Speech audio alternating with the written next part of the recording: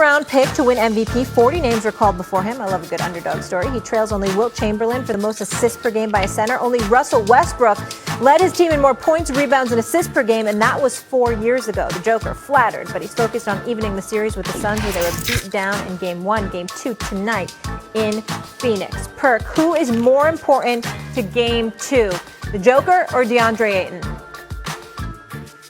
It's DeAndre Ayton. And look, we all know that Jokic is the MVP and he's a superstar, and I get all that. He's a special talent. But DeAndre Ayton has came to light, and he's found his groove. And he's not afraid of big Jokic, okay? He's dominating him on both ends of the floor, especially in Game 1. He dominated him. He dominated him where he held Jokic to 10 to 23 from the field, only 22 points. And on the other end, he went at him. He had 20 and 10 himself. And when I'm looking at DeAndre Ayton, he's playing with a certain type of tenacity. He's playing with a certain type of edge. And you know where that edge comes from? It comes from CP3. It comes from Jay Crowder putting that key in his back. And by the way, let me give credit to one of the assistant coaches that is sitting on alongside Monty Williams, Coach Mark Bryant. MB is what we call him. One of the most underrated coaches in the game today that takes a lot of time with DeAndre Ayton, putting that dog in him,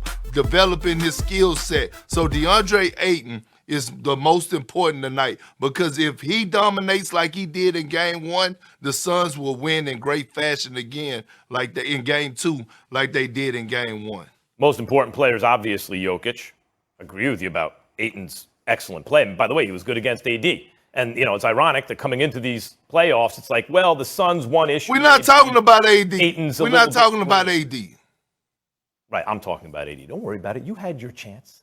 Now you just got to sit there and figure out how you're going to lose another argument to me. Look, the bottom line is Ayton was green, right? Too green to deal with AD. Did a good job. Too green to deal with Jokic. Did a good job. Matter of fact, what's he going to do about Jokic's passing? Well, Jokic looked tired in the second half and actually was not as effective a passer. I tip my hat to DeAndre Ayton, who you credit for dominating Jokic, who wound up with 20 points and Jokic wound up with 22 points, 23 points, whatever it was. Right, that's dominating Jokic. You come away with the same numbers as Jokic, you dominated him. No, he played better than we anticipated, and Jokic played worse than we anticipated, largely because of Ayton. Ayton had a good game. That does not make him the most important player in the series. Andre Iguodala was not the most important player in the series against the Cavs when he won Finals MVP. LeBron James was. Andre Iguodala's the point of Iguodala's play was to try to limit LeBron James as much as possible. You know why? Because LeBron James was the most important player, and Jokic is the most important player here. He was the MVP of the regular series. He has, so far up till right now, been the best player in every series he's played in. He will likely be the best player in this series. If you want to say DeAndre Ayton's job is to make sure Jokic is not the best player in this series, and therefore he's important, fine. But his importance is linked to the fact that he is going up against the most important player in the series. And by the way, I don't expect Jokic to be an ineffective passer for the rest of this series either, Perk. Why not? I mean, listen, what we saw against the Denver Nuggets against the Portland Trail Blazers, let me remind you, okay? The Portland Trail Blazers had the worst defense in the entire league. This is a new ball game right here. And when I talk about Ayton, and I talk about him dominating the matchup, and you bring up points talking about, oh, Jokic had 23 and Ayton had 20. How did he get dominated? Well, I'm going to tell you, Max, because Jokic had 22 points on 23 shots.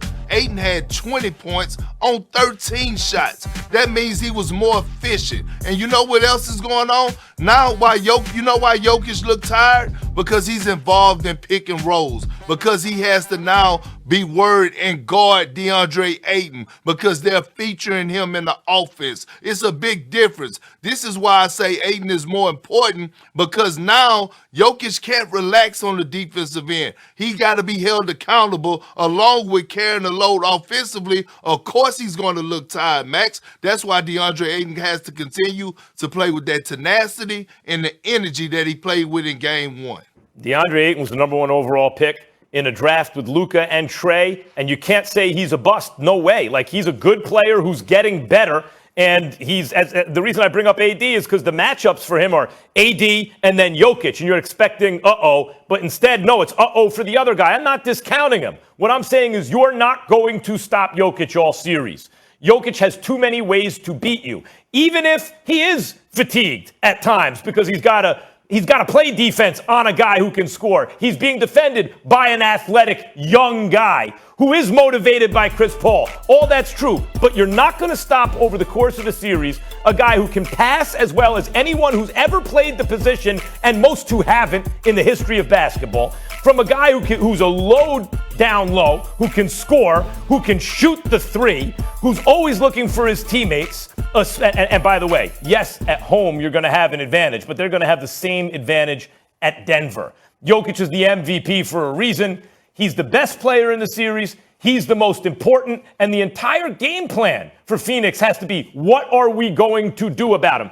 By the way, the more help he gets, the better. Porter Jr. going to play? That's good. Barton maybe coming back? That's good because they're thinned out in the backcourt. Jokic is the most important player in the series. All right.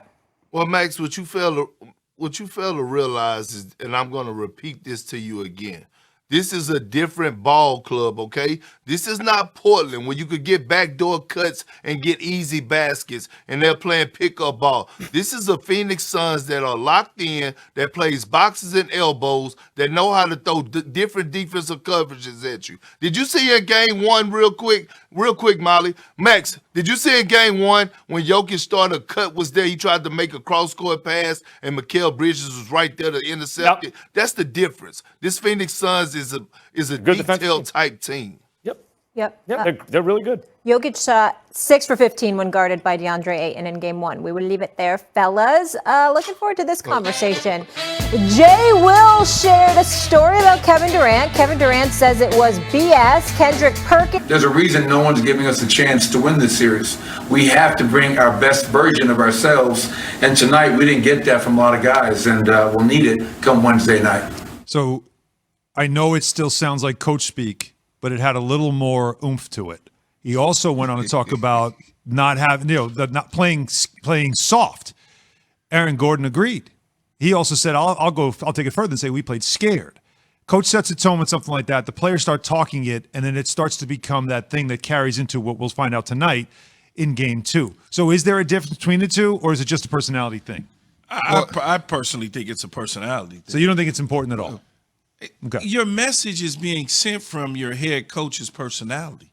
And that personality is such that that's who he is. You've been around him. Yeah, all of a sudden, if he goes into something that he's never done before, that's not authentic. That's fair. And so you can't all of a sudden expect for Bud to be like, you ain't got to do it, because that ain't never been. No. I'm not saying he should do that That's either. why I said he's a coach. He's not the coach for this team. Now, maybe they can turn it around.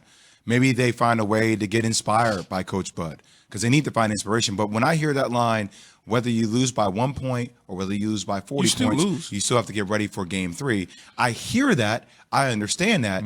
But you just got embarrassed. It was close to 50 points at once. And for me, if I'm at the podium, my style is we're not going to be embarrassed. We are exponentially better than the team you just saw on the court, and you're going to see that team in game three. But see, like Coach, that's what. It's not like they lost by 15. They I lost by 40. It was close to 50 at one point. It's a playoff game. It was a national embarrassment. Your personality. I know. He may not have that for the media, but in his team meetings, he could be up there with the pen showing why they lost by 39 in. What are you laughing at? The pen. Because it's always the pen. The clicker. It's always the clicker, look the right here. red dot, the pen. The red dot. And showing them why it took place. But he also understands he's up against it. He's up against the greatest player in the world right now in Kevin Durant. He's up against it. He knows that. And they know that. So to come out and scream and holler or change your tone wouldn't be authentic. It just wouldn't be, Jay. Here's my thing. Is Kevin Durant the greatest offensive player in the world? Sure. I don't give a damn. If I'm honest, I do not give a damn. I understand that. I understand that. But this is what I talk about mentality-wise, though. It takes a dog to beat a dog, man.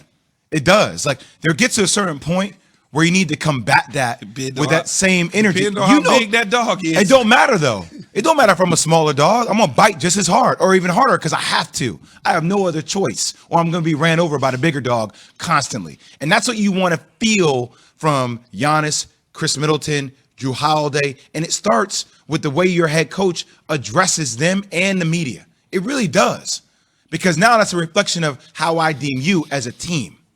It is true. With what your coach says, sets that's the how I'm looking at identity your of a team now. The coach sets the identity of a team, and it is some of the tone after a playoff game does matter, and that's something that caught my attention. And we'll see, obviously, if there's any impact in Game 3. If they turn it around, then So okay, what great. if they lose by 10?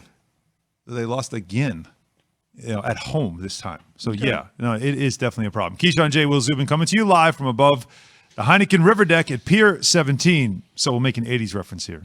Air Supply. You know this song? I'm all out of love. I was born in 81. I do not. So lost without you. Yeah, well, now one NFL team is all in on love.